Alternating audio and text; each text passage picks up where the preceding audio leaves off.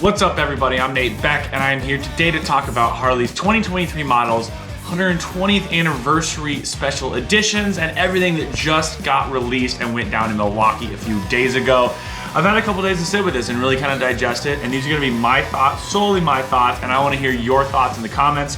So I'm on Harley Davidson's website and we're just going to run down the new releases, but first things first.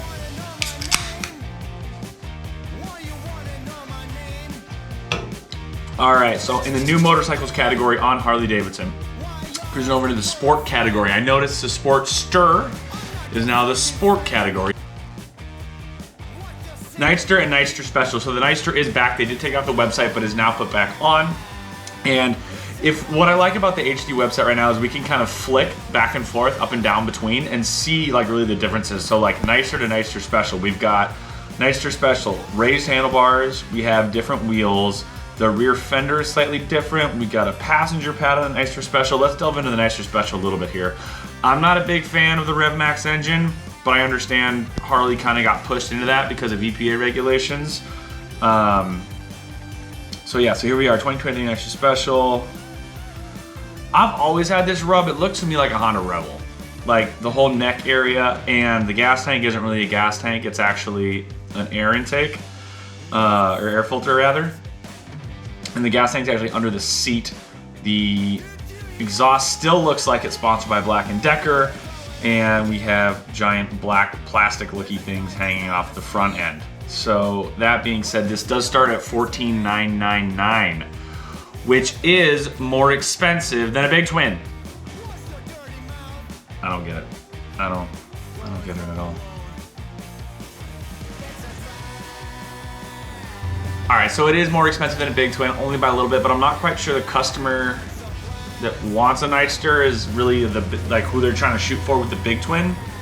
Softail standard. You know, it's got the ride modes like the Livewire and Pan America. It's got the RevMax engine. It's really, the technology on it's really kind of forward for what Harley offers. So I'm not quite sure someone that's super like myself, who's super into like more trying to get as nostalgic as they can on a new offering on a bike, is really going to be the same person that's looking at this. They state on the website here, you know, vintage styling. Hard pressed to really buy into that. You put a couple AMF stripes on the airbox, which is not even a gas tank airbox, you call it vintage styling. I think you've taken styling more from a Honda Rebel than you have actually looked back towards vintage styling within Harley. That's just my 2 cents. But moving on, the Breakout. The Breakout was a bike that Harley had a few years ago. They kind of left it behind, and now they've brought it back. I think this bike looks fantastic. I can hear the comment section blowing up saying, it looks like a late 90s, early 2000s wide tire wannabe chopper. And yeah, it kind of does.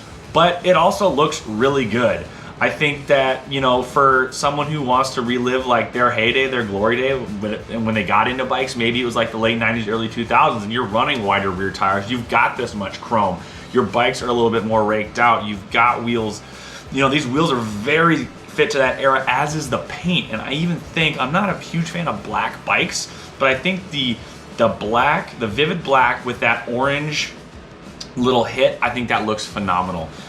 With, you know, and it comes with the 117. I've ridden the Lowrider S with a 117. It hooks so insanely hard. I love the rear fender. It's got that little kiss, that little lip, that little kick right there. You know, that's really kind of a nod back to like early, you know, Harley styling as well. So I really love what they've done with this bike. Generally not a fan of when, you know, the MoCo brings something back. They brought the Nightster back, but it's not really a Nightster. It has nothing to do with the Nightster previously. But they brought the Breakout back, and it's killer. I think they did a great job with it. I'm using the 360 thing here, spinning around. You know, I'm not a fan. I want all Harleys to be air-cooled. Because of the EPA, obviously that's not possible, but they've tucked it in right here between the down tubes. And this bike just looks absolutely fantastic. It's coming in at $20,999. It's high, but it's not terrible. I mean, it could be worse. Harley, I think you did a great job on this. Going down, the next bike they featured in the 120th video that they just released the other day is the Freewheeler. The Freewheeler is obviously a trike, and one of 3 trike options that they are giving you in 2023. The other one being the Road Glide 3 and the Tri-Glide Ultra. Now going back to the Freewheeler, we have, it states, hot rod attitude on 3 wheels. The 2023 Freewheeler delivers aggressive style performance and confidence. And I think it looks great. It's blacked out. The exhaust is blacked out. Heads are blacked out. Jugs are blacked out. Intake's blacked out. I'm loving the tank badge on it. What they really did, and we're going to get into this more when we talk about the 120th anniversary bikes, is the tank badging they're using. The tank badge they use on the new Lowrider S, it's the same as last year, but it's better than it was a few years ago. They've got some nice subtle pinstriping on this. The wheels are blacked out. I love trikes to begin with. I mean, I don't think they're, you know, there's a whole, like, I'm not gonna wave to somebody on a trike. Like, I think trikes are badass. 70s trikes are effing so sick. And for someone that wants that trike feel that maybe doesn't want to work on a trike all the time to keep a 70s trike going, these are killer. I would rip the shit out of this thing. This is badass. This is a wheelie machine. It's coming in a little high, maybe $29,999. But it looks good. It looks so good. I think the main concern with, and so I posted a video last week about kind of looking at the 2023 models that they had released already, and it really wasn't. There was nothing to shake a stick at. There wasn't even anything to look at, and the comment section of my last video went off like, Harley's lost their way, and this seems to be a reoccurring theme every year that Harley's lost their way. And I think it's because, like, old diehard guys like myself, we love the history and the heritage behind Harley, and we see Harley doing things like the Nightster and killing the Sportster and killing the Dyna and evolving in a way that they seem to be leaving too much history and heritage in the past. And it makes us feel very unsettled and very uncomfortable, because if we wanted to ride a Honda, we'd go get a Honda Rebel. We wouldn't pay, you know, $15,000 for a Nightster. We would just go get a Rebel. But what it looks like, now this is, so Jochen took over as the CEO after Levitich moved on to greener pastures, stepped aside, got fired over the Livewire debacle. And this is his first anniversary year release. And doing it like he did with the video that had tons of nod to the past, and a lot of these bikes having some styling odes to the past, it makes it easier to swallow things like the Nightster, you know, for some of us like older fans. And it seems to be what they're doing is not necessarily moving forward to leave the past behind, but just more diversifying the brand to make sure that, you know, whatever you're looking for, Harley's got something for you. That being said, let's look at the 120 anniversary bikes. The 120th anniversary, there's no 120th anniversary bike, it's just a paint scheme for certain bikes. I'm gonna go to the Heritage Classic because it's my favorite Harley in the world. And that also comes with the 120. So here we have the Heritage in Prospect Gold with black finish, which is, I think, the best paint on any new 2023 Harley. But I'm gonna click over here to the Heirloom Red Fade, which is gonna be the 120th anniversary scheme. Here we have this nice two-tone, subtle striping. The theme of the red goes between the whole bike, obviously the gas tank, the front fender, but then we have that hit on the air cleaner. We have the timing cover hit. We have the saddlebags are included in this. We have nice stitching, gold and red stitching on the seat. Even though we might change the seat, it is a very nice touch. Now, when I was talking about tank badges, they went back to like that 30s, 40s, 50s Art Deco era of tank badges with the 120th here, with the Golden Eagle and the Diamond, and it looks fantastic. And, you know, especially with something like the Heritage, which is why I wanted to pull this up, it's tying together what the Heritage is. Spinning around to the left side, we have the Derby cover with the red hit. We've got the Heritage logo on the front fender, is also the same kind of gold color. Just a phenomenal job on that 120 paint scheme. All right, so let's look at one more. Let's look at Grand American Touring. Let's look at the CVO for this year. So CVO is custom vehicle operations. It's supposed to be like the end all be all bike out of the factory. It's got the biggest motor. It's got the 117 in it.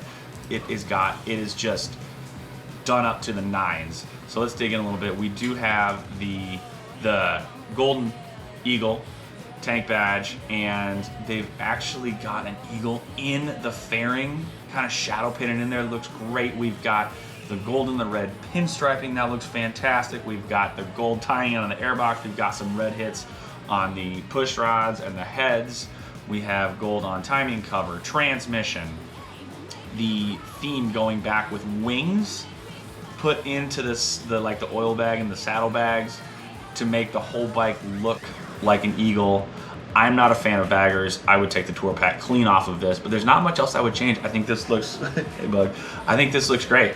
And I'm not generally a fan of CVOs just because they're so expensive. I mean, this is coming in at $52,000. That's a little insane for a bike. But that being said, they bring it. Like with the paint on this, the motor in this, the ability to go so far on this. This is, I think, maybe even the best looking CVO that they've released thus far, and this all gives me hope for the future. My only rub is pricing. I think, you know, they were flirting with trying to get, because they need to get new riders in, you know, and they were flirting with getting new riders in with the Street 500, Street 750, you know, my Iron 883, I think you know, back in 2015, they listed around 9,000 or 10,000, and they were trying to get new blood in. But I don't know if that didn't work or what, because they've kind of pivoted and turned into more of a luxury brand where they're selling $750 jackets with Jason Momoa, and their bikes are starting at, you know, the cheapest bike now, I want to say, is the regular Nightster, coming in at high 13s, I want to say. Yeah, 13,499 plus all the other, you know, titles, dealer fees and whatnot. They're kind of pricing out a lot of things. And, you know, I always think back to what got Harley really popular was the soldiers coming back after World War II, and they could work on their bike and they could afford a bike, and that's why Harley blew up, and that's how they got that really intense, diehard fan base. I hope, Harley, that you don't forget why you got that diehard fan base, is because people could work on their bikes and people could afford your bike. And with things like the RevMax engine, and you know, we're even hearing that the electrical system on it is so bungled that they can't even start, and people are having to take off this crash guard on the bottom front below the radiator to take the battery cable off and then re-put it back on, and that's about all you can do to this without plugging it into a damn computer. And that's my rub with the new bikes, is if you take it across the country like it's intended to do and you're far from a dealership and you break down, you're pretty much SOL. So the new bikes look great.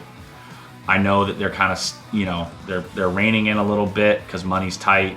They said on the thing they're going to have 1 or 2 more releases. Maybe, hopefully we'll see the Electric Glide Highway King. But I hope Harley doesn't forget that because people could work on the bikes themselves, keep them going, and that they could afford the bike to begin with, is why Harley became what Harley is. So with that, cheers y'all. Here's to 2023. Here's to the new bikes. If you guys have any of these, if you are changing exhaust, changing things, you want to see something, you have questions, post it up in the comments. Let's dive into these bikes over this year more and see what they're actually offering and move forward on this maybe push towards getting me to accept the new RevMax engine. So until next time, catch y'all on the wing, guys. Later.